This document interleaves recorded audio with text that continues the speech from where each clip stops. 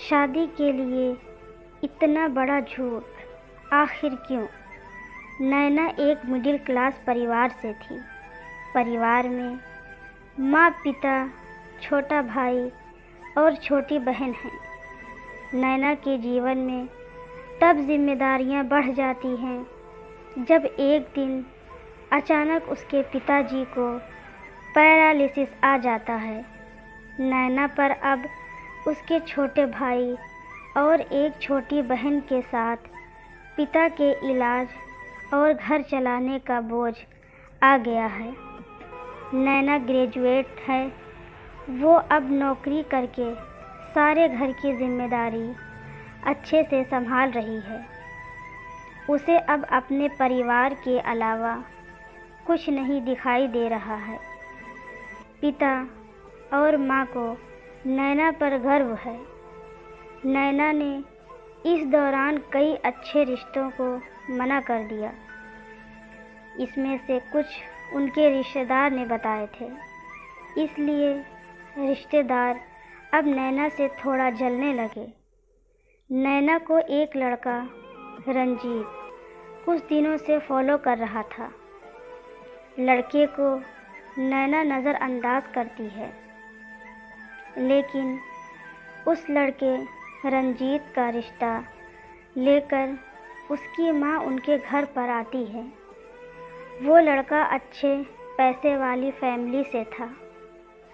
नैना को अब अपने माँ और पिता का बहुत ज़्यादा प्रेशर होता है। इस वजह से वो काफ़ी मनाने के बाद मान जाती है, लेकिन वो एक शर्त रखती है कि वो अपने घर को संभालेगी और नौकरी नहीं छोड़ेगी। लड़के की माँ यह मान जाती है। शादी होती है। शादी के लिए वो खुश है। शादी के पहले वो लड़के से मिलकर बात करना चाहती है, लेकिन लड़के की तरफ से कोई पहल नहीं होती, तो वो भी कुछ नहीं करती। जल्दी में शादी करवा दी जाती है।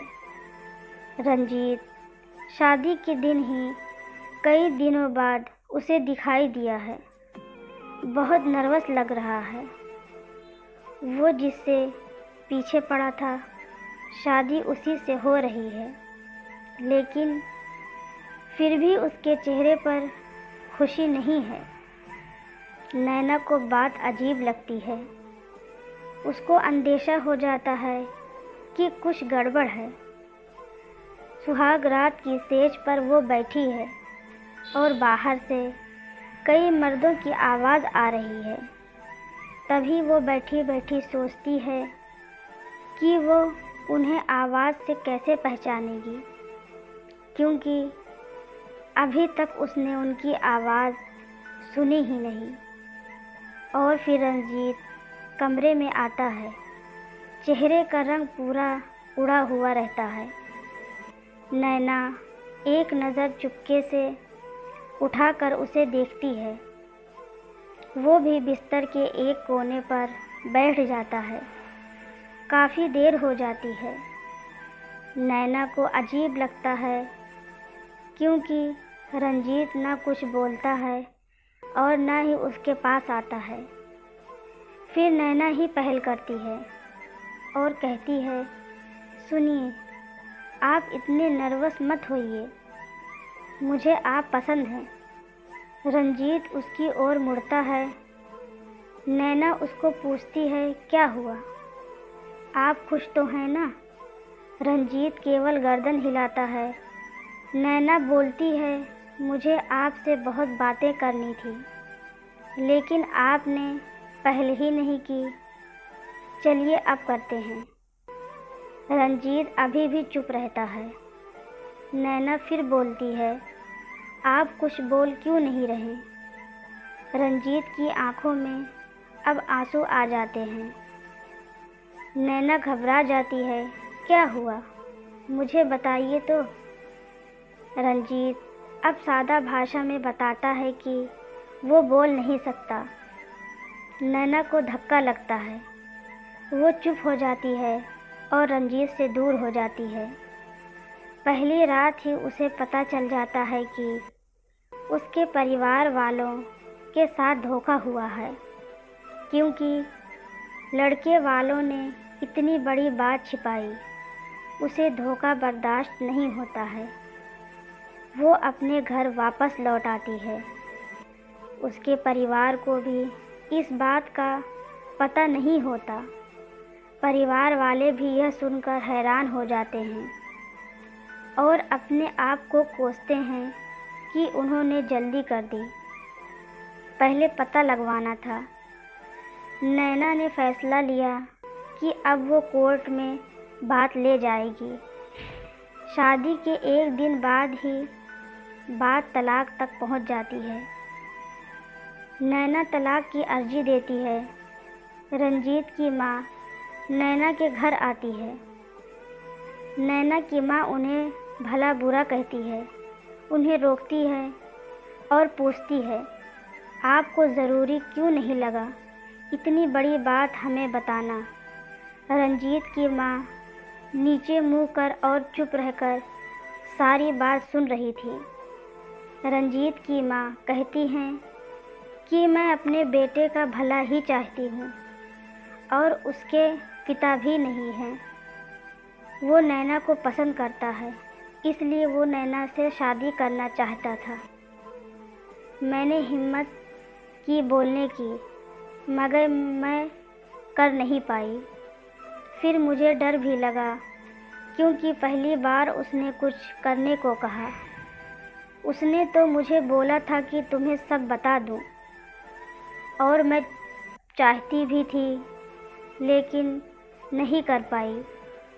मैंने रंजीत को भी झूठ बोला कि तुम मान गई, लेकिन शादी के पहले उसे पता चल गया कि मैंने उसको झूठ बोला है।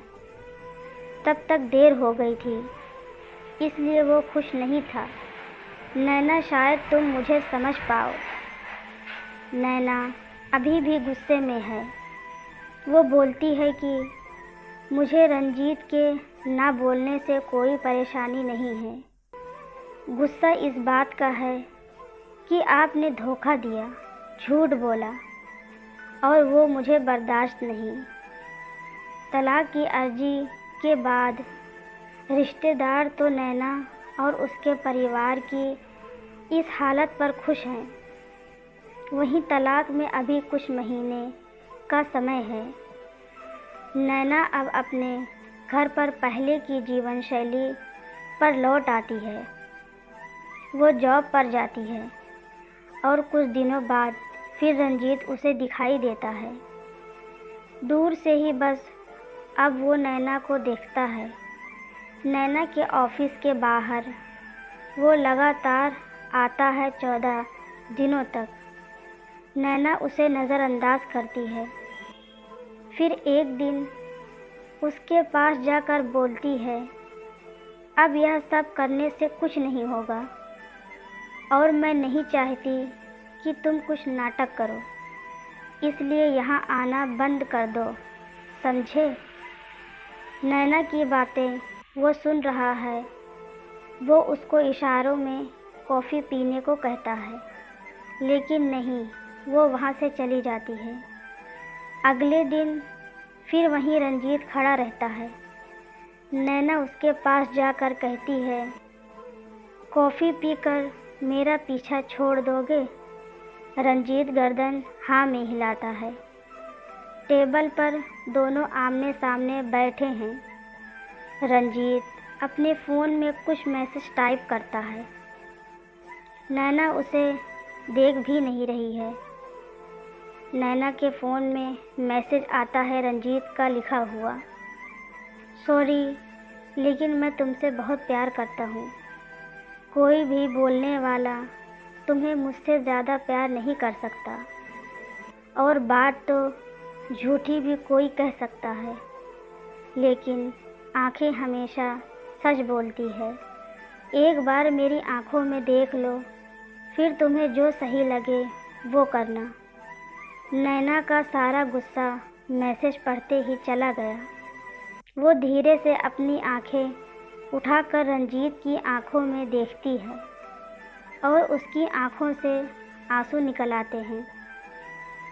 वहीं वो उसको बोलती है, पहले ऐसी बात नहीं लिख सकते थे? मुझे आज तक कभी किसी ने ऐसे नहीं समझाया। वो खड़ी होती और रंजीत को बोलती है, चलो मेरा सामान वापस अब तुम ही उठाकर ले जाओगे। रंजीत उठकर नैना को गले लगा लेता है। आशा करती हूँ कि कहानी आपको अच्छी लगी होगी। अगर अच्छी लगी हो तो लाइक, सब्सक्राइब और शेयर करना ना भूलें। धन्यवाद।